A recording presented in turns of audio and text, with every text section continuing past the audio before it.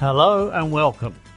Ah yes, Constantine Phaulkon, a name to strike fear or perhaps admiration in the hearts of anyone who fancies themselves a dab hand at ambition.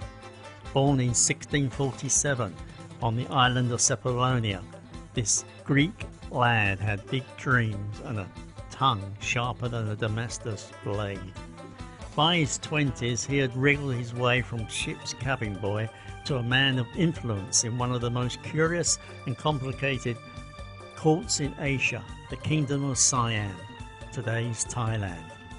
However, let us not get ahead of ourselves. Pour yourself a drink and settle in, because this story has more twists than a snake in a sack. Now, imagine Constantine, young and full of bravado, leaving Greece behind to make his fortune. A Greek Catholic adventurer with a penchant for languages, Phaulkon bounced around the world, hopping between the ports of Europe and Asia like a flea on a hot griddle. Eventually he wound up working for the English East India Company. No cushy desk job, mind you. In those days it was a swashbuckling gig where alliances shifted like the tides, and one slip could land you marooned on some tropical rock, or worse, the wrong end of a sword. However, Constantine was not your average company man. His knack for language and his quick wit saw him stationed in Siam as a company agent, and there is when his career really started to take off. He became fluent in Siamese, Portuguese and Dutch, which set him apart from the regular gaggle of European misfits. Soon he caught the eye of none other than King Narai, a ruler with a curious mind and a taste for foreign advisors. Here is where things get interesting. King Narai was not just your run-of-the-mill monarch. He was a bit of a visionary, interested in using European technology and trade to build up Siam's power. In addition, he was not exactly opposed to the idea of bringing in outsiders to help him achieve that. So, along comes our Greek friend, practically begging to have his talents put to good use. A Greek working for an English company, advising a Siamese king and speaking every language under the sun. He could not make it up. Phaulkon quickly climbed the ranks to become the king's most trusted foreign advisor. By the 1680s, he held the title of Luang Wejen, something akin to Chief Minister. Nevertheless, here is the kicker. He was not just overseeing trade. No, Phaulkon was helping shape Siam's entire foreign policy. He advised on matters with the French, the Dutch, the Portuguese and the English, each of whom had their greedy eyes on Asia's spices, silks and riches. Now you might be wondering, what made King Narai trust this road? Simply put, Phaulkon was clever, ambitious, and always knew how to stay a step ahead of his rivals.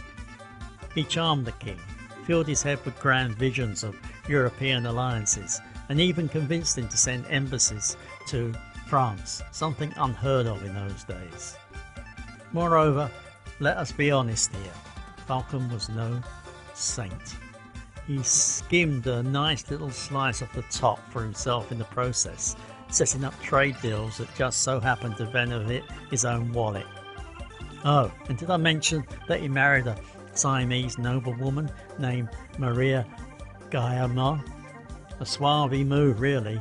It gave him the social legitimacy he needed in Siamese circles. Maria, a half Portuguese, half Japanese lady, was a clever match who helped him cement his ties to the local elite. With one hand on the king's ear and the other in the trade coffers, Phaulkon was living the dream. Until, of course, it all started to unravel. Enter the French stage left. King Louis XIV, the so-called Sun King, fancied himself a grand alliance with Siam, thanks to Phaulkon's persuasions. The alliance was not just for trade. It was a strategic manoeuvre to counter Dutch influence and, dare I say, perhaps even spread a bit of good old-fashioned Christianity. French troops started landing in Siam, and soon it looked less like an alliance and more like an occupation. The Siamese court was not blind. Nobles and courtiers began whispering that Phaulkon had sold out the kingdom. They saw him as a foreign puppet, a man who had let France in through the back door. Now, I would like to say Constantine took this gracefully, but let us be real. He was as subtle as a brick through a window. His influence had made him arrogant, and he dismissed the local nobles as relics of the past. Bad move. In 1688, when King Narai fell gravely ill, his top general, Petrarca, staged a coup. He did not like foreigners or foreign influence. He gathered a loyal faction, stormed the palace, and seized power, making the start of what the history books call the Siamese Revolution. As for Phaulkon, he was captured, imprisoned, and tortured. In the end, he met a grisly fate, executed in the very land he would come to rule. Thus, that is Phaulkon for you, a man who climbed to the very heights of power, only to fall in spectacular fashion. In some ways, he was a tragic figure, a brilliant mind who overplayed his hand. His life reminds me of one of those Greek myths where the hero tries to touch the sun and ends up falling to earth in a heap of feathers and wax. However, here is the thing. Phaulkon's story is more than just a historical footnote. It is a cautionary tale for anyone who thinks someone can waltz into a foreign country and improve things. His life was a tightrope walk of ambition and hubris, and in the end he found himself on the wrong side of the line.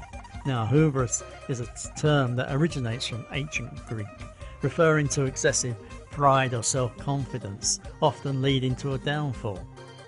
Nowadays, in literature and history, hubris is often used to describe characters or individuals whose arrogance or overestimation of their abilities leads to their eventual demise, which is rather fitting for Phaulkon, being as he was Greek. If you have ever been tempted to think you know best in a place that is not your own, remember Constantine Phaulkon. His meteoric rise and fall are a reminder that ambition can only take you so far before reality and local sentiment will smack you down. For that reason, if you enjoyed this tale of ambition, intrigue, and a man with a knack for making enemies, do not forget to give this video a like, share it with your mates, and subscribe for more slices of history that did not make it into the textbooks. In the end, Constantine Phaulkon learned the hard way that influence is a double-edged sword. He spent years building his empire, only for it to crumble in a matter of days. Perhaps, if he had kept a bit of humanity, he would have seen it coming, but then, where is the fun in that? Therefore, here is the Phaulkon, a man who dared to be king of someone else's kingdom. Moreover, as we like to say, there is no surer way to a dramatic end than overstaying your welcome. Cheers to that. Be careful. Bye bye.